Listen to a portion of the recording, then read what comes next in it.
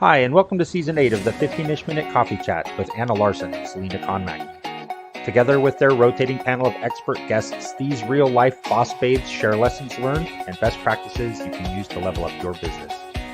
Anna is the owner of Nomadabout and is known for blending killer copy with proven marketing methods to create exciting business communications.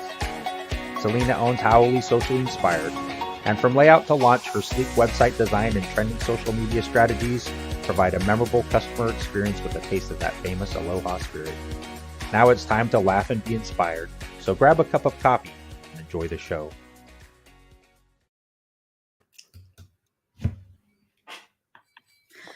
Hi, everyone. Have you embraced the concept of crowdfunding or pre-selling products and services? Our guest today, Shannon Lohr, founder and CEO of Factory45, is going to share how building a clientele wanting your product before it's available at market is a great way to mitigate startup costs that can drain your business bank account. Let's talk about how you can create a plan of attack for launching a successful pre-sales campaign during today's 15-ish minute coffee chat. Hey, friend. Happy Tuesday. Happy Tuesday. I know. Now, for anyone who doesn't know, this is also day 5 of our video every day in April challenge. Yeah. So Selena and I are going live every single day in April. Yes, weekends included. Right. Our 15-ish minute coffee chat is today's live stream. Yeah.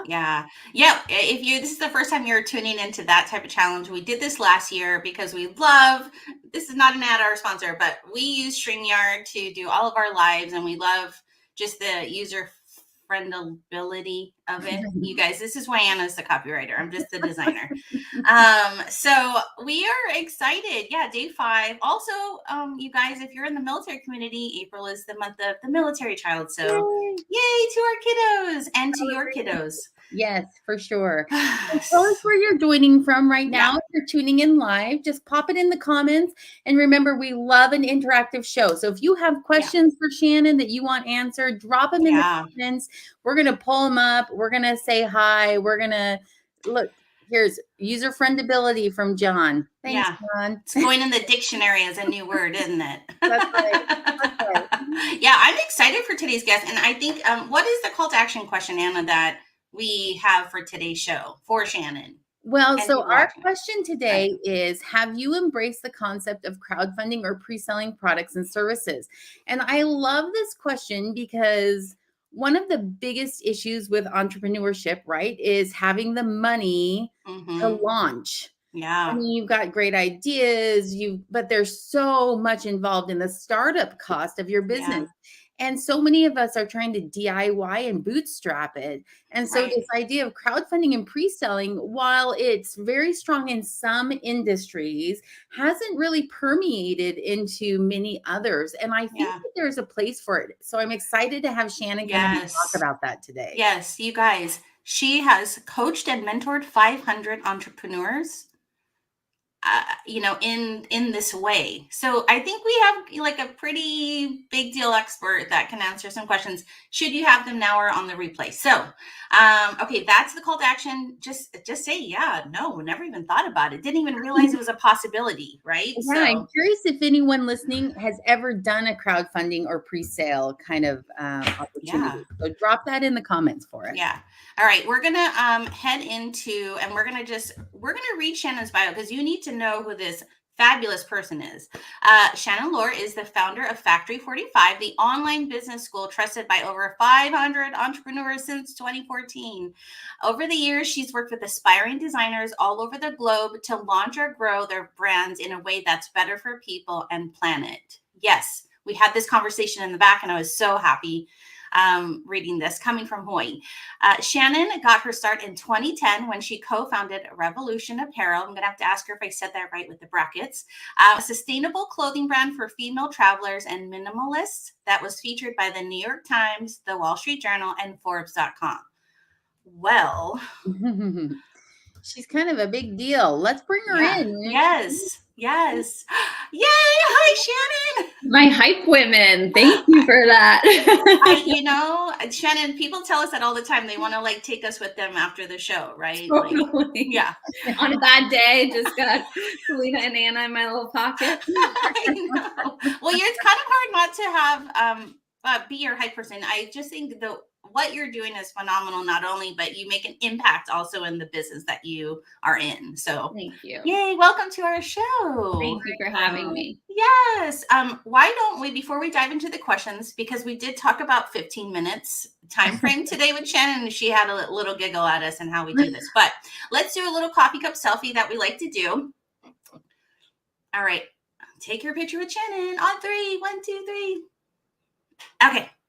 All right, let's dive in. Anna, let's get into the first question. Let's do it. Yes, let's. Well, before we get into the first question, I do want to pull this up. We do have one current watcher that had a successful crowdfunding campaign last year, a Kickstarter campaign. So I'm glad we have at least one person in our audience that has tried this out, and it was successful. Yeah. But, okay, our very first question today. Why is crowdfunding or pre-selling important for an entrepreneur to think about and know about? Oh man. So, I mean, you guys introed it very well. I think the risk that you have as an entrepreneur can feel scary, right? When you're first starting out, you don't know, like, should you take the plunge? Should you invest in your idea? Should you, all the should not.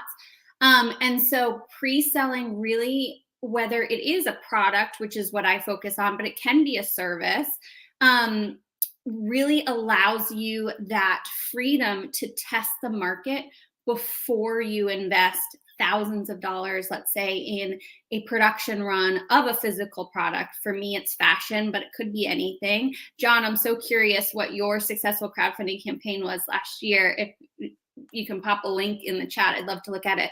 And so I think that's what is, it's not for everybody, but I think that more and more it's becoming one of the best ways for new businesses to launch.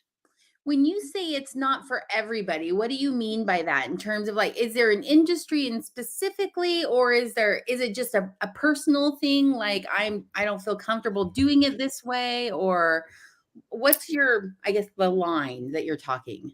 Yeah, I think it depends on the platform you're using. So, like, for example, if you're using Kickstarter, typically when you get into those higher priced items, like over $250 US, you're starting to get to kind of the upper tier of what the Kickstarter audience will tolerate for pricing, depending on what it is.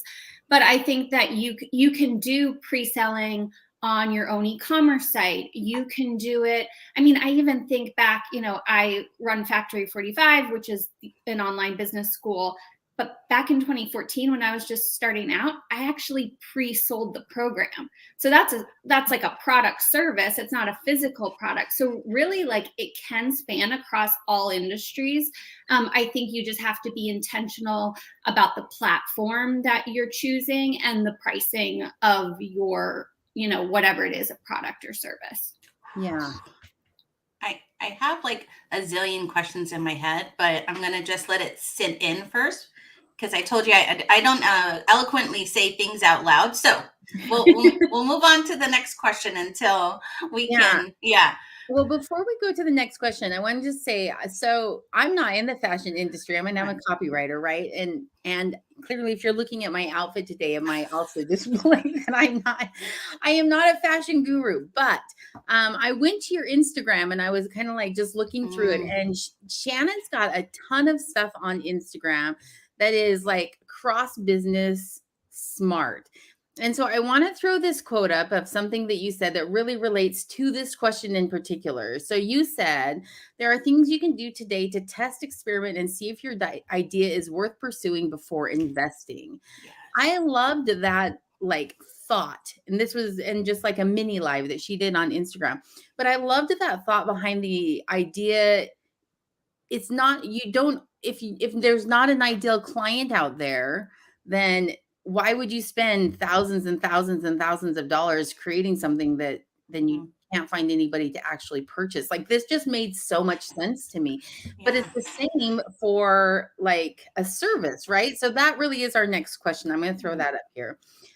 Next question is, can you apply these same tactics to services that you can to actual products? Because usually a Kickstarter or crowdfunding campaign, it's a product. It's a purse. It's a book, it's a hat, it's a something, right? So what about services? Yeah, absolutely. I mean, the service-based entrepreneurs have it even easier, I think, because they don't have to do product development or create samples or patterns or find a manufacturer or do the whole lookbook, So yes, if you're in a service-based industry, you can do this. I mean, lead pages, put up a landing page, right? A basic one pager that with sales copy, your headline, your logo, your sticky message, and see what happens. Drive traffic to it from social media, from maybe a blog, from your email list, from YouTube, whatever it is, guest appearances like these, and just see, what happens. See if there are people who pick up and it's sticky enough that they want what you're offering. That just reframed how I was thinking with that, because I just thought, oh man, like we won't be as successful because we have to have this tangible product for people to want to like invest. But I realize we are the tangible product. And like you said, our overhead is not, there's all this extras we don't have to do. God, never even thought about that like that. Yeah. And I'll bring it back again to like 2014 when I was launching Factory45, an online program, right? And so I put up a basic landing page. My goal was to get 10 people to sign up to the program. I had never done it before. It was an experiment. I made it an application. I did 1 million guest posts at the time, because that was, content marketing back then was guest posting. Drove traffic to the landing page. And then I got like 30 people to apply, and I accepted 10, and I didn't have the program yet. I built the program with those 10 people. So that is pre-selling a service-based product. That was going to be my follow-up was, did you already have the class already done, or did you create it once you got your audience? So you built the class with the first 10 people. Is that something you would recommend, or would you say a service-based person should have prepared already? Yeah, so I would definitely have a curriculum outlined for sure. I had the whole curriculum of 5 modules, and then I had built out module 1. So I knew that, okay, if nobody signs up for this program, I invested time in making module 1, but I didn't spend time investing in all 5 modules, which would take hours and hours. Right. But what happens also as you're creating the content with those first 10 people is they're telling you what they need. You're able to change, adapt. It's not so set in stone that you're realizing, oh, I made a curriculum that these people don't even want. It's not even helpful for them. I almost too, when somebody wants to invest in you, you almost get this like injected in excitement that kind of can, like you said, that gets also put into the finishing of the curriculum, right? Like for the class, so you don't feel like, will anybody come to this? Because you have 10 people and you're writing, you almost like gain that kind of different perspective when you're, like you said, they're telling you what they want. So now you can really give the class what they came for. And that's entrepreneurship, right? Yes. Like, if you're not listening to your customer, then what are you doing? You're in the wrong business, right? Oh my gosh, I love that. I love that so much. Like my wheels are spinning, Anna. Like, why did we not think about this like this until Shannon said it? So I have to tell you, Shannon, Selena and I have been tossing around a few ideas with our Anna and Selena business. And I'm not kidding you. This just hit home in terms of like how we need to proceed. We're like, oh, maybe by the end of the year, we'll get XYZ done. And I'm like, wait a second. Yeah. We don't need to wait till the end of the year. What you're talking about is exactly where our fear comes in, right? That fear of launching comes in. We're like, oh, we won't have the time. We don't really know what they want yet. We haven't done all of our market research yet. And so what you're saying is this pre-selling gives you the opportunity to do all of that stuff and even help develop ultimately the final product, which is amazing. Yeah. And I think if you're very clear on the outcome that you want your customer to have, like what is the achievable, what is the deliverable at the end, then work backwards from that to create a curriculum or service, whatever it is, to Mhm. lead them to that end deliverable. And I think that can be done so many different ways, in a way that lets you adapt. Yeah. So I do have a question. Like, let's say instead of 30, you had 4 people sign up for that first class, and that was it. Would you have considered moving forward with it at that point still? Like, like how do you weigh that it's worth it, it's not worth it? Is it just a personal decision where you're like, well, 4 is better than none? If I'd gotten none, then I wouldn't have done it? Yeah, it's a good question. I think it's so personal. I think it depends on what your price point is. Like, is that a sustainable monthly income for you? For me, it would have been, because I was charging $3,000 per person. So like I could start on that. And I was bartending on the side at the time. That was the other thing. Which, to everyone, I do not recommend quitting your side hustle or your full-time job. Like, keep that going. Because that would have allowed me, like, if I had only gotten 2 people, I could have still done it because I had this like backup income. Shannon, I come from the restaurant background, 20 years. So I feel you on that. We know, yeah. I was on the management side though. So I would come over to the bar and talk to the bartenders and be like, oh yeah, so what's the situation today? You know what I mean? Like, oh my gosh, I love it. So no, truly, I think that was a great question, Anna and Shannon. Thank you for kind of like really, I mean, my eyes just, I'm excited to end this live and go to Anna and be like, let's lay it down. Like, good. Yes. I know. I feel the same way, but yeah. I do have another question for you. Yeah. Because now I'm super invested, right? I'm like, wait a second, we might actually be trying this. Yeah. So not we might, we are. Yeah, we are. Right. So when you consider then doing this pre-selling crowdfunding, when you were originally talking about it, you were talking about just throw up a landing page, or maybe like Kickstarter or any of those crowdfunding like sites. Is there a way to choose the site that's most appropriate for you? I mean, where do you even go to start to research those kinds of things? Or do you just keep it internal, like a landing page, if you are a service-based? If you're service-based, I would just do a landing page. I mean, you have to be able to stay on, like, to drive your own traffic is what I'm trying to say. You have to be able, Kickstarter, but even with Kickstarter, like, you have to be able to drive your own traffic. You cannot just rely on Kickstarter to send you people who are just magically going to give you money. Like, that's not how it works. That's a whole other thing that I talk about in Factory 45 and like the audience building piece. But for you guys have a built-in audience. So like, you have the traffic to drive to, so I would just do it on a landing page. That makes sense. So don't think about it in just terms of going to Kickstarter, right? Like Shannon's saying, pre-selling and pre-launching is a great way to test the waters. Yeah, I teach it on Shopify. I teach it on like a basic landing page. I teach it on Kickstarter, Indiegogo, like any of the crowdfunding sites. And then there's a new one that I've been teaching called the virtual pop-up, which is on Instagram. Oh, love that. Yeah. So that's like a shorter, like 7 to 10 day time frame where you're pre-selling using Instagram as your main kind of platform. That is cool. And when you hear pop-up, that's not a forever thing. So you got to get in there. That fear of missing out thing, right, is strong. Oh, I love that. I love a good pop-up too. Like, I really do. So it does. He's your ideal client with a pop-up, right? You just reach out to Selena. She's there. She's gonna buy something from you. She'll be like, no. Oh my gosh. Okay. Next question, Anna. Let's go before we ask her. And then she's going to go, Shannon's going to be like, now I understand why they go like way past 15 minutes. That's why we added that ish at the end, right? Okay. It should be like ish though. Like, do you know what I mean? Like, really, like ish. Yes. Okay.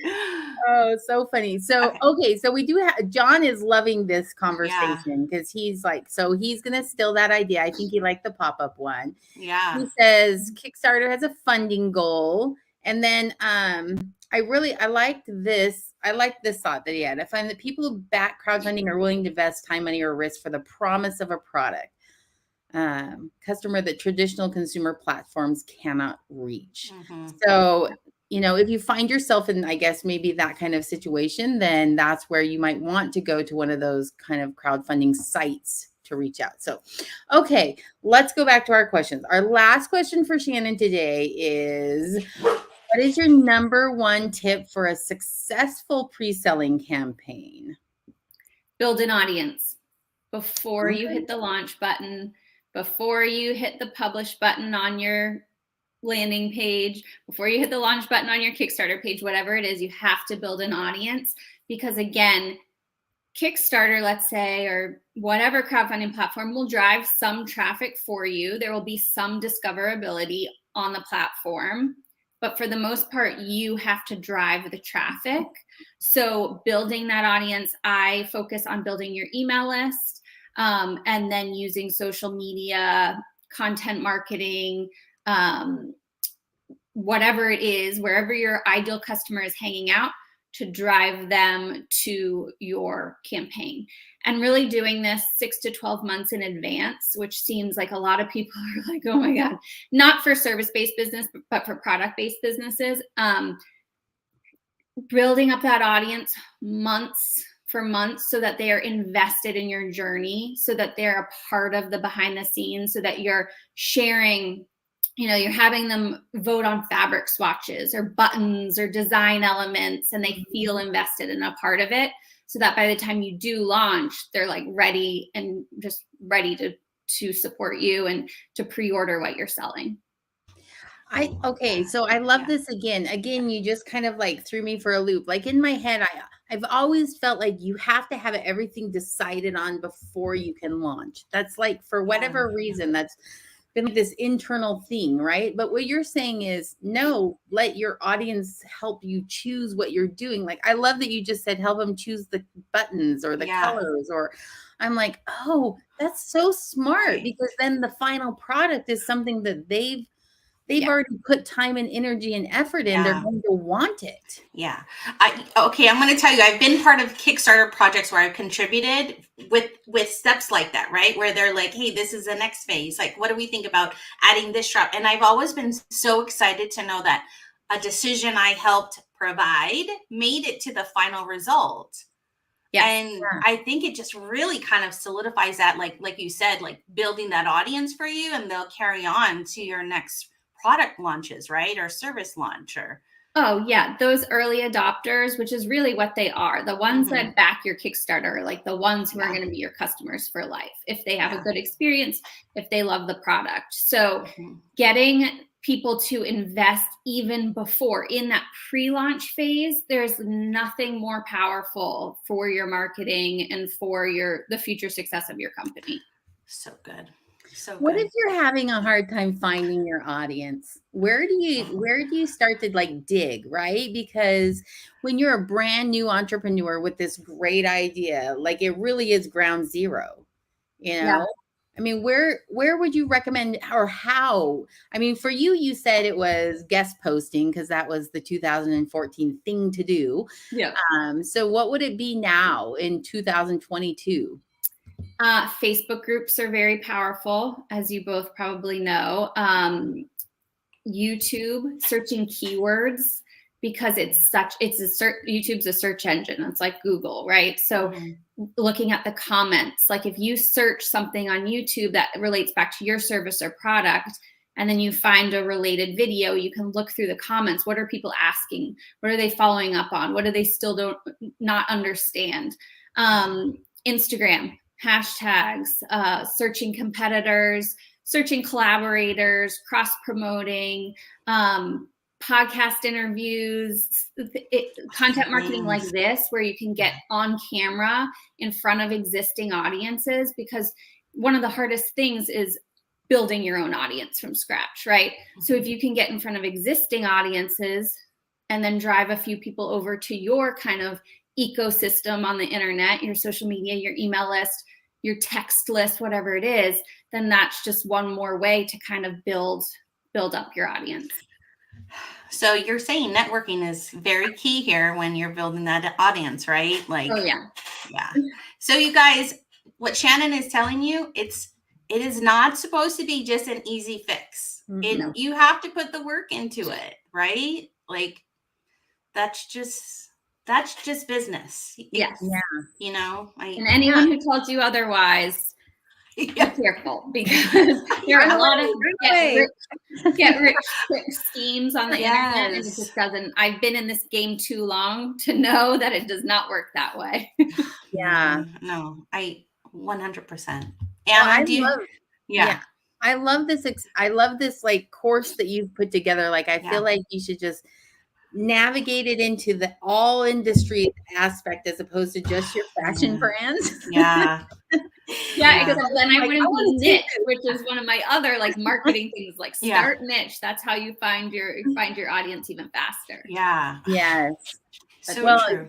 I'm going to just say this right now. Anyone who's looking at sustainable fashion brand as an opportunity, this is your lady right here. Like, such a good advice today. And this is just one small part of that whole, like, running a business, being an entrepreneur, you know, owning your own business kind of thing. This is just a tiny little piece of it, is that product launch.